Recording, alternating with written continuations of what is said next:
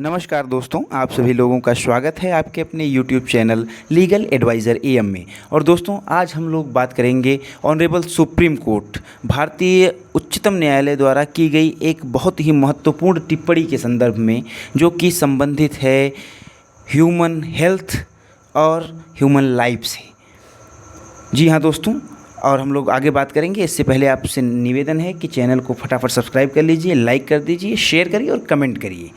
जी हाँ दोस्तों, जैसा कि हम सभी लोगों को पता है कि इंडियन मेडिकल एसोसिएशन द्वारा पतंजलि आयुर्वेद लिमिटेड और पतंजलि FMCG लिमिटेड के विभिन्न प्रोडक्ट्स के किए गए भ्रामक तथ्यों द्वारा प्रचार को लेकर एक मुकदमा वर्ष 2020 में दाखिल किया गया था, जो कि इसमें सुप्रीम कोर्ट में सर्वाधिक चर्चा का विषय है। जिसमें सुप्रीम कोर्ट ने आचार्य बालकृष्ण और बाबा रामदेव से बिना शर्त माफ़ी मांगने को कहा था और जनता से सीधे माफ़ी मांगने को कहा था, जिसे आचार्य बालकृष्ण और बाबा रामदेव ने स्वीकार कर लिया था और उन्होंने अपनी माफ़ीनामे को सार्वजनिक रूप से पेपरों में छपवाया था। जिस पर तल्ख टिप्पणी करते हुए ऑनरेबल सुप्रीम कोर्ट के CJI जस्टिस DY चंद्रचूड़ ने यह स्पष्ट किया कि जितनी बड़े साइज का उनका विज्ञापन होता था पेपरों में, समाचार पत्रों में, अन्य स्थानों पर, उसी साइज का माफ़ीनामा भी वो समाचार पत्रों में प्रकाशित कराएं। छोटे साइज़ का माफ़ीनामा स्वीकार नहीं होगा। और साथ ही साथ उन्होंने ये कहा कि माफ़ीनामा प्रकाशित कराने से पूर्व वो सुप्रीम कोर्ट से इस बात का स्पष्टीकरण और प्रमाणन प्राप्त करें कि वो जो माफ़ीनामा लिखे हुए हैं और जिस साइज़ में लिखे हुए हैं, जिस लेटर में लिखे हुए हैं, वह स्वीकार है या नहीं, या उसे छोटा बड़ा करना है। सुप्रीम कोर्ट जब इस पर मुहर लगा दे तभी उसको छपवाया जाए।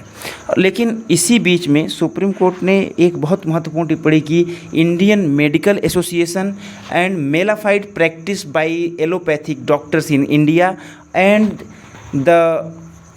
Ads given by FMCG companies in India. जी हाँ दोस्तों,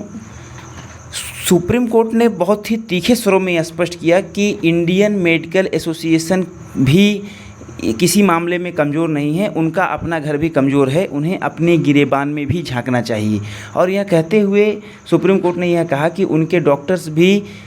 गलत प्रैक्टिस कर रहे हैं और वह गलत दवाइयों का प्रयोग करने के लिए या ज़रूरत से ज़्यादा दवाइयों का प्रयोग करने के लिए मरीजों को कहते हैं, जिससे उनका स्वास्थ्य और ख़राब होता है। इसलिए उनको अपने डॉक्टरों पर, जिनको वो मान्यता देते हैं लोगों के स्वास्थ्य की सुरक्षा का, ऐसे लोगों के ऊपर वो शिकंजा कसें और देखें कि वह ऐसे कोई कार्य ना करें, ऐसी कोई मेडिकल प्रैक्टिस ना करें जिससे लोक स्वास्थ्य को खतरा या संकट उत्पन्न हो। साथ ही साथ उन्होंने यह कहा कि जो FMCG कंपनियां हैं, फास्ट मूविंग कंज्यूमर गुड्स, ऐसी जो कंपनियां हैं जैसे बिस्किट है, तेल है, शैम्पू है, मंजन है, साबुन है, ये सब सारी चीज़ें जितनी हैं ये सब FMCG में आती हैं। कोका कोला की कंपनी है, ब्रिटानिया है, पार्ले है, हिंदुस्तान यूनिलीवर्स है, पतंजलि है, भारत बायोटेक है, ये सब तमाम जितनी कंपनियां हैं ये सब FMCG में आती हैं। और FMCG को लेकर के भी ऑनरेबल सुप्रीम कोर्ट ने अपनी सख्त टिप्पणी की और उन्होंने कहा कि FMCG कंपनियां भी इस बाबत पीछे नहीं हैं और वो भी भ्रामक एड्स और विज्ञापन के माध्यम से लोगों के स्वास्थ्य के साथ खिलवाड़ कर रही हैं और ऐसा नहीं चलेगा। ऐसा कहते हुए उन्होंने संबंधित अधिकारियों और अथॉरिटीज़ को यह निर्देशित किया है कि वह चेक करें कि जो FMCG कंपनियां जो विज्ञापन चला रही हैं, जैसे आपने देखा होगा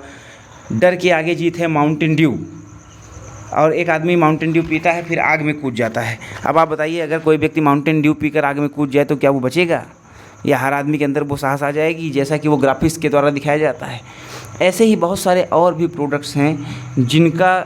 इस्तेमाल करना स्वास्थ्य के लिए हानिकारक है। जैसे पान मसाले जो FMCG के ही सेक्टर में आते हैं, जो ITC कंपनी है, बड़ी कंपनी है, वो अब आजकल आप बड़े बड़े स्टार्स को देख रहे हैं, विमल पान मसाला, राजश्री पान मसाला, ये पान मसाला का प्रचार करते हुए, और वो अच्छी अच्छी बातें उसके बारे में बताते हैं, और जो कि स्वास्थ्य के लिए सीधे सीधे संकट उत्पन्न करता है। तो ऐसी चीज़ों पर सख्त टिप्पणी करते हुए सुप्रीम कोर्ट ने कहा कि भारत के अंदर